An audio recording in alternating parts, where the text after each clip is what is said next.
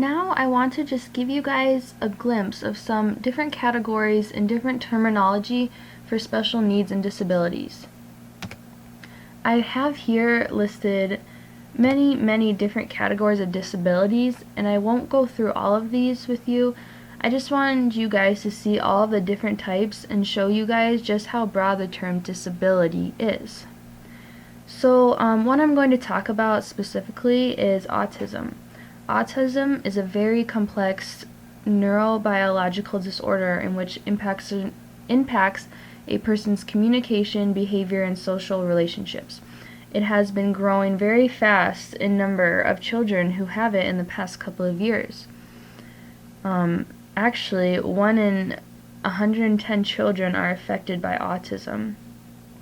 It's a very difficult disorder, or it can be a difficult disorder for us to wrap our brains around sometimes, because there is no specific cause for this disorder and there's not really a medical test to diagnose it. There's different characteristics, but everyone who has autism has a little bit different characteristics. But some of them you may find would be communication problems, difficulty relating to people, unusual play with toys when they're younger, difficulty with changes and unfamiliar surroundings, and also repetitive body movement or behavior patterns. Children with autism respond best in a predictable and consistent program, so they would need something consistent, something they're familiar in. We wouldn't want to, change their schedule. They like to know what's going on. They like to be organized that way. Now I want to talk about specific learning disabilities. Right here. Some characteristics of a learning disability typically show up in developing children. Even though they don't have a specific disability, they just cannot learn without special assistance from something or someone else. They tend to show lower levels of academic learning, or they have a serious lack of language development. These disabilities may affect a child's behavior as well.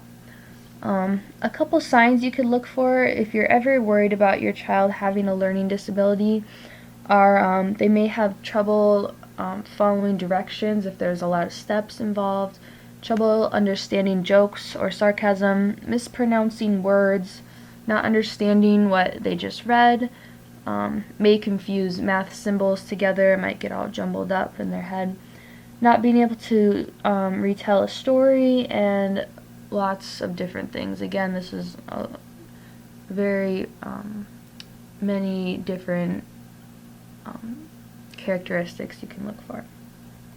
These are just some general clues you could look for if you suspect any disability with your child, and these are also things we teachers look for when working with your children. The last type of disability I want to get into is mental or cognitive disabilities. These are diagnosed by determining how well a person's brain is able to think, learn, process, solve problems, and whether the person has the skills to live independently.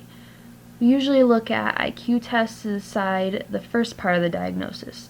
So the average score of an IQ test is about 100, and those classified as mentally challenged score usually between 70 to 75 or below.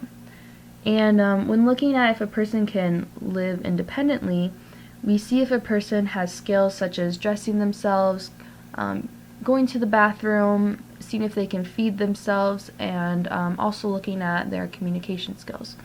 So like I said, there's a lot of different disabilities here, but I just wanted to show you guys the wide range, and there's just so many different things that you kind of have to look for in your child, but we're always here to help you. If you have any concerns, if you come up to me and say, maybe I think my child may be dyslexic, can you look for that? I am more than happy to help you guys in determining if your child has any sort of disability, because the faster we can catch it, the faster we can start working on it and working with your child.